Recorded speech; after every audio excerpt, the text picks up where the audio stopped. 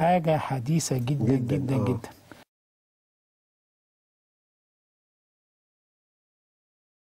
وجد دكتور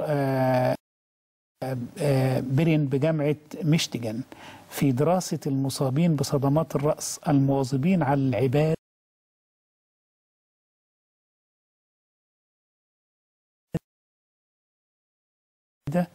سرعة في إعادة التأهيل وشفاء العوارض الجسمية والنفسية. يعني ايه صدمة الرأس؟ مش واحد راسه اتضربت في ضرب يعني حادثة أي حاجة وكانوا بيعالجوهم فوجدوا فعلا النواحي اللي منه. عشان كده كتبوا ايه؟ ريليجن، التدين. نعم. أو الإيمان. نعم. improved life satisfaction and physical and mental health outcome. حسن الرضا يعني حسن وحتى النواحي الجسدية اتحسنت. يعني حتى النواحي الجسدية اتحسنت. نعم. والكلام ده كان في 15. الجانب المعنوي. الجانب المعنوي حتى والجانب الفيزيكال المادي. بالظبط. الاثنين اتحسنوا في هذه التجربة. ده تقرير عملوه في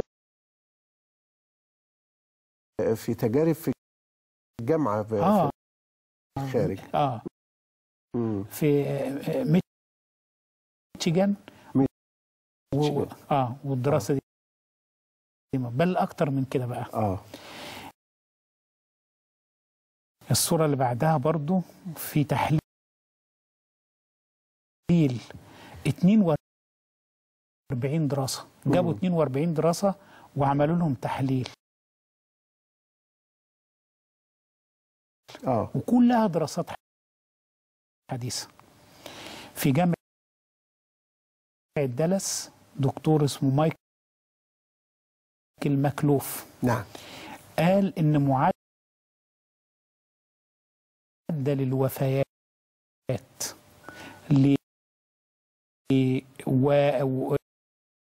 لأزمات القلب يقل بأعمال البر والمداومة على العبادة والتسليم بلا جزع لمفاجآت القدر. ده مش كلام أنا مترجم بس. أيوه. يعني احنا مترجمين هذا. أستاذنا علمنا الحتة دي الله يبارك فيك. دي 42 دراسة كبيرة. نعم. على آلاف المرضى. نعم. في ال 42 دراسة دول هم لو حد بيتابعني من الطب اللي بيسموها الميتا أناليسيس. يعني نعم. دراسات كتيرة جدا جدا وبعدين دخلوها كلها في تحليل إحصائي واحد. نعم. فلما عملوا هذا الكلام وجدوا إن نسبة الوفيات من أزمات القلب اللي هي أكتر حاجة بتؤدي إلى الوفاة. نعم.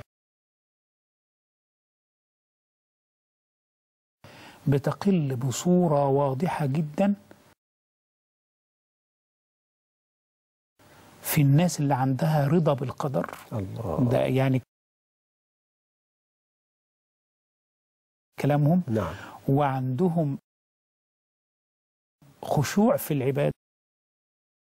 نعم. ومواظبة على العبادة. نعم. لقوا إن نسبة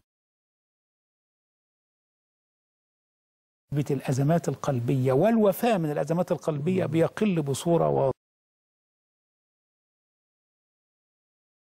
واضحة. وعشان كده قاموا حاطين عنوان وقالوا برينج الصلاة ريليفز هارت اتاكس، تريح الازمات القلبيه.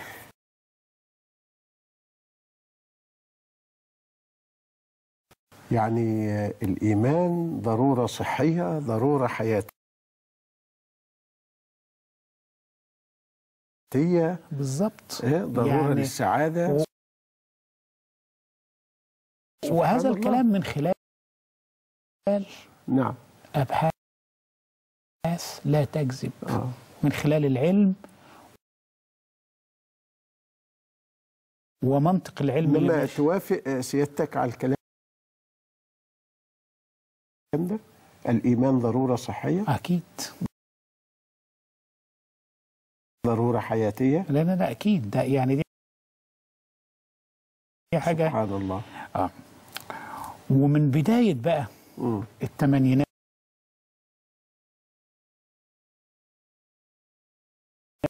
نعم، يمكن لو جابوا لنا الصورة اللي بعد كده.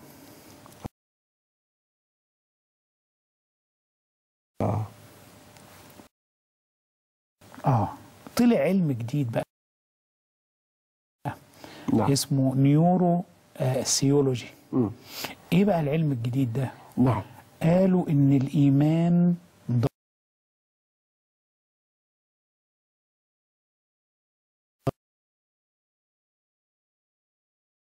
ضرورة.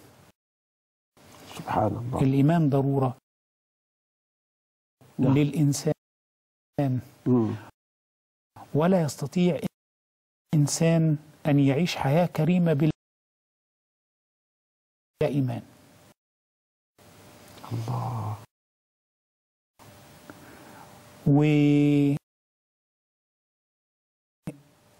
وده سموه مصطلح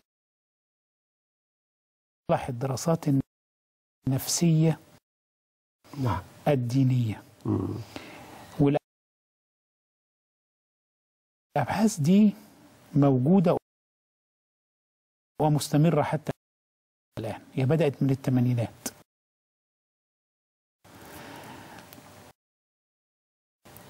يعني التوازن النفسي والسعادة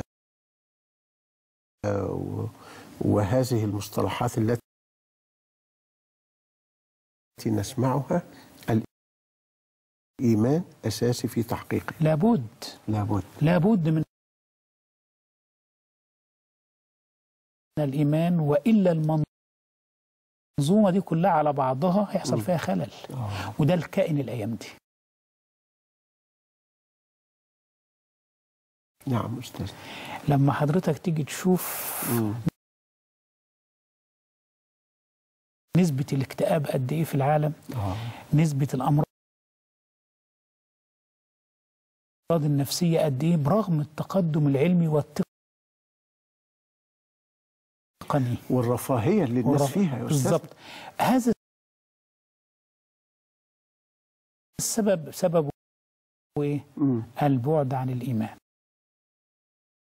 نعم. البعد عن الإيمان. لأن إحنا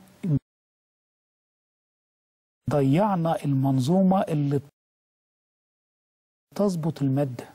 نعم. المادة دي ما تظبطش وحدها أبدا. إحنا ضيعنا المنظومة اللي بتأدي زي ما هما بيقولوا إلى الميزان، هارمونايزيشن، يعني التناغم بين الأعضاء دي بعضها. ده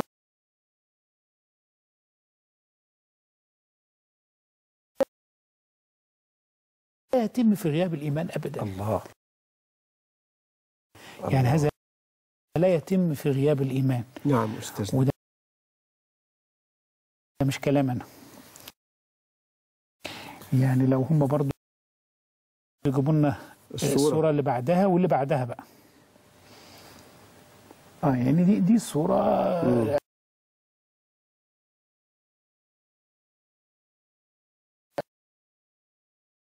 أنا عاوز اللي بعدها بقى كمان، لأن دي أنا شرحتها.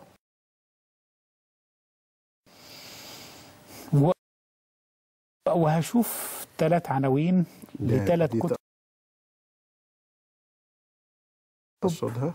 ايوه هي دي. يعني انا شفت 3 عناوين ل3 كتب حديثة موجودة من الغرب. الكتاب الأولاني ذا جاد جين. عاوز يقول ايه؟ هاو فيس is hardwired in our genes. يا جماعة الجينات بتاعنا اللي ربنا خلقها زرع فيها الإيمان. الله. تاني يا أستاذنا، دي الجينات دي مهمة جدا. اللي ربنا خلقها. ده مش كلام أنا، ده كلام دين هامر. نعم. بيقول إن الجينات اللي موجودة لما ربنا خلقها خلق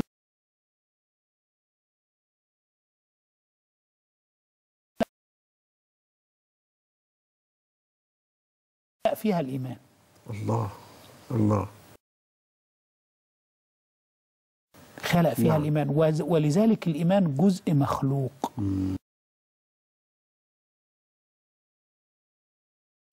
جواك لما تخل بهذا الإيمان أخللت الفطرة، أخللت بالفطرة. وخلى في خلل في التوازن ما بين بالتوازن النفسي والبدني. مش بس التوازن النفسي، لا التوازن النفسي والبدني. نعم. الكتاب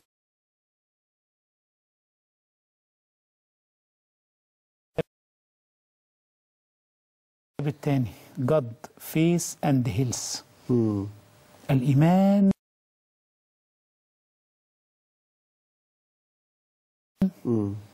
الإيمان الإله والإيمان والصحة. نعم. الكتاب الثالث فيس الإيمان health and prosperity.